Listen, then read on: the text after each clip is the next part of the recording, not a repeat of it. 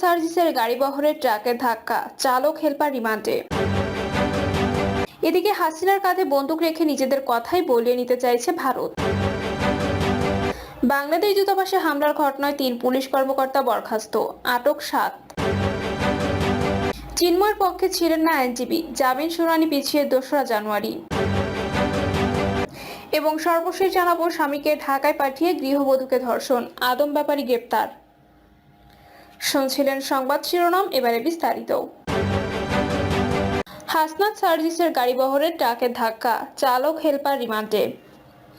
চট্টগ্রামে বৈষম্য বিরোধী ছাত্র আন্দোলনের কেন্দ্রীয় সমন্বয়ক হাসনাত আব্দুল্লাহ ও সার্জিস আলমের গাড়িবহরে ধাক্কা দেওয়ার ঘটনায় ট্রাক চালক ও সহকারী দুদিনের রিমান্ড মঞ্জুর করেছে আদালত।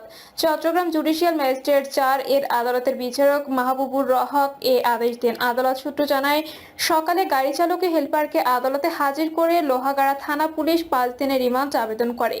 আদালত শুনানি শেষে সড়ক পরিবহন আইনের 98 ধারায় বাবা ছেলে 2 দিনের রিমান্ড মঞ্জুর করেন। তাদের কারাগারে পাঠানো হয়েছে। গত 28শে নভেম্বর হাসনাত ও সার্জিস আইনজীবী সাইফুল ইসলাম আলিফের গ্রামের বাড়ি চুন্তি ফারাঙ্গা এলাকা থেকে ফিরছিলেন। প্রাইভেট কারটি মহাসড়কে উঠতেই চট্টগ্রামমুখী একটি মালবাহী ট্রাক গাড়িটির সামনের অংশে ধাক্কা দেয়। এতে কারটির সামনের বাঁ দিকের অংশ ক্ষতিগ্রস্ত হয়। ঘটনার পর ট্রাকটি নিয়ে চালক পালিয়ে যেতে চাইলে বহরে থাকা মোটরসাইকেল আরোহীরা ধাওয়া দিয়ে চালক ও সহকারীকে আটক করেন। পরে তাদের লোহাগড়া থানা পুলিশের কাছে সোপর্দ করা হয়। এই ঘটনায় ক্ষতিগ্রস্ত গাড়িটির চালক আহমেদ নেওয়াজ বাদী হয়ে লোহাগড়া থানায় একটি মামলা করেন। হাসিনার কাঁধে বন্দুক রেখে নিজেদের কথাই বলিয়ে নিতে চাইছে ভারত। ছাত্র জনতার গণ আন্দোলনের মুখে গত 5ই আগস্টে দেশ ছেড়ে পালিয়ে যান সাবেক প্রধানমন্ত্রী শেখ হাসিনা। এরপর বাংলাদেশের রাজনীতিতে ব্যাপক পরিবর্তন গঠিত হয় অন্তর্বর্তী সরকার। হাসিনা পালিয়ে যাওয়ার পর দেশে ঘটে চলেছে একের পর এক ঘটনা। সবশেষে সবচেয়ে যে বিষয়টি আলোচনায় আসে তা হলো ইসকন ও চিন্ময় দাস। এই ইস্যুকে কেন্দ্র করে বাংলাদেশ ও ভারতের মধ্যে উত্তেজনা বিরাজ করছে। একাধিক ভারতীয় সংবাদ মাধ্যম খবর প্রকাশ করতে থাকে বাংলাদেশ সংখ্যালঘুরা নির্যাতনের শিকার হচ্ছেন। এই কারণে অনেকে পালিয়ে ভারতে চলে আসছেন। তবে আওয়ামী লীগ সরকারের পতনের পর বাংলাদেশ থেকে অবৈধভাবে প্রবেশকারীদের সংখ্যা উল্লেখযোগ্য হারে বাড়েনি বলে নিশ্চিত করেছে ভারতের প্রভাবশালী সংবাদ মাধ্যম দ্য হিন্দু।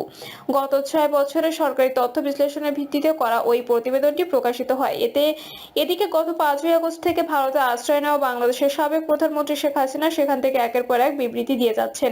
বিবৃতি প্রসঙ্গে কথা বলেছেন নিউজ টাইমের বর্ষীয় সাংবাদিক দীনেশ কে ভোরা।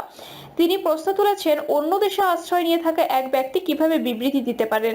আন্তর্জাতিক নিয়ম অনুযায়ী যখন কোনো ব্যক্তি একটি দেশের কূটনৈতিক আশ্রয় নিয়ে থাকে তখন তিনি বিবৃতি দিতে পারেন না, কিন্তু শেখ হাসিনা সেই নিয়মের উল্লঙ্ঘন করেছেন। ভোরার মতে, শেখ হাসিনা যা বলছেন তা আসলে মোদী সরকারের শিখিয়ে দেওয়া বলি। মোদী সরকার আসলে শেখ হাসিনার কাঁধে বন্দুক রেখে নিজেদের কথাই বলিয়ে নিতে চাইছে হাসিনাকে দিয়ে। ভোরার মতে, এই প্রবণতা আসলে আগুন নিয়ে খেলার সমান আত্মঘাতী পদক্ষেপের সঙ্গে তুলনীয়। এর আগে নেপালের সঙ্গে এমন আচরণ করেছে ভারতের মোদী সরকার। নেপালের সংবিধানে নাক গলিয়ে পার্বত্য রাষ্ট্রের সঙ্গে দূরত্ব তৈরি করে ভারত। অখণ্ড নেপালের মানচিত্রের সংসদে দেখিয়ে বিতর্ক তৈরি করে দেশটি। যদিও নেপাল সরকার ভারতকে বেশি দূর এগোনোর সুযোগ দেয়নি। প্রতিক্রিয়ায় ভারত নেপালে প্রয়োজনীয় সামগ্রী পাঠানো বন্ধ করে দেয়। যদিও আজ পর্যন্ত ভারতের পররাষ্ট্র মন্ত্রণালয় সে কথা স্বীকার করেনি। সেদিন থেকে নেপালের মানুষ ভারতকে ঘৃণা করে। এমনকি নেপালের প্রধানমন্ত্রী কেপি শর্মা ওলিও চীনপন্থী। তাই ভারতের পদক্ষেপ বুমেরাং প্রমাণিত হয়েছে। এর থেকে বড় ভুল এখন বাংলাদেশের সঙ্গে করছে ভারত।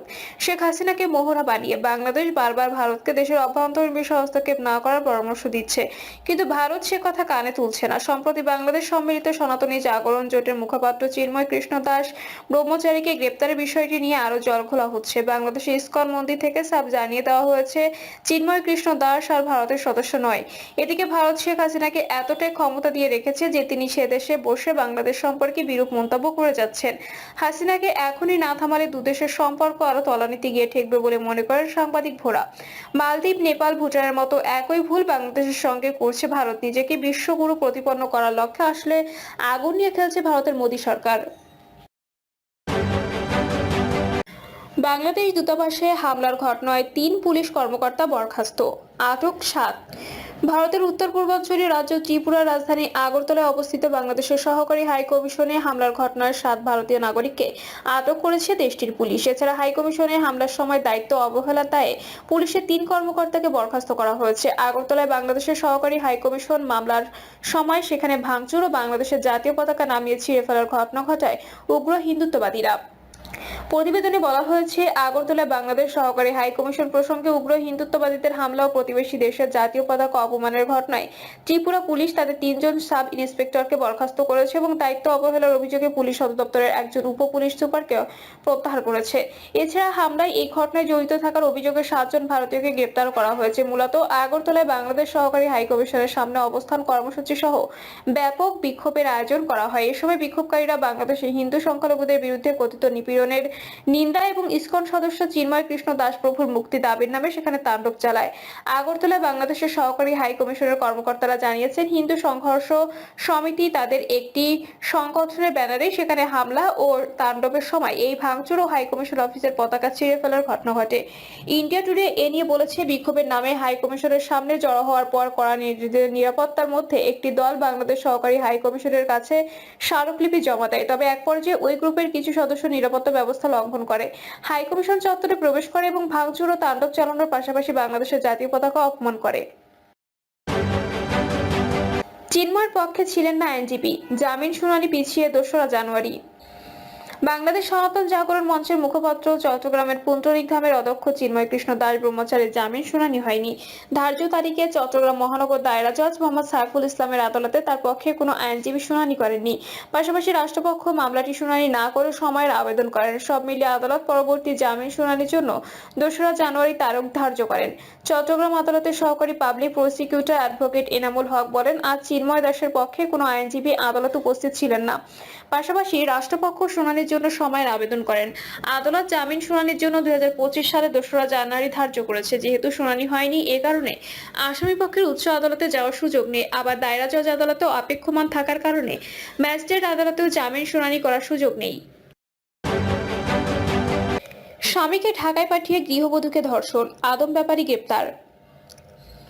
বগুড়া ধুনটে এক রিকশা চালককে বিদেশ পাঠানোর প্রলোভনে ঢাকায় প্রেরণ ও তার স্ত্রীকে অস্ত্রের মুখে জিম্মি করে ধর্ষণের অভিযোগ উঠেছে। এ মামলায় দুলাল হোসেন নামে এক আদম ব্যাপারীকে গ্রেপ্তার করা হয়েছে। আদালতের নির্দেশে রাতে ধুনট থানায় মামলা রেকর্ড ও উপজেলার চিকাশি ইউনিয়নের মোহনপুর বাজার এলাকা থেকে একমাত্র আসামিকে গ্রেপ্তার করা হয়। বিকালে ওসি সাইদুর রহমান জানান, শিগগিরই ঢাকায় বসবাসকারী ভিকটিমের ডাক্তারি পরীক্ষা করানো হবে। পুলিশ এজাহার সূত্র ও স্থানীয়রা জানান, পেশায় আদম ব্যাপারী দুলাল হোসেন ধুনট উপজেলার চিকাশি ইউনিয়নের মোহনপুর গ্রামের তফিজ উদ্দিন আকন্দের ছেলে। ধর্ষণের শিকার ওই গৃহবধূ উপজেলার কালেরপাড়া ইউনিয়নের আটকারিয়া আশ্রয়ণপল্লীর এক রিকশা চালকের স্ত্রী। দুলাল হোসেন ওই রিকশা চালককে কম খরচে বিদেশে পাঠানোর প্রলোভন দেন ও তার বাড়িতে যাতায়াত শুরু করেন। এক পর্যায়ে তার সঙ্গে রিকশা চালকের পরিবারের সুসম্পর্ক গড়ে ওঠে।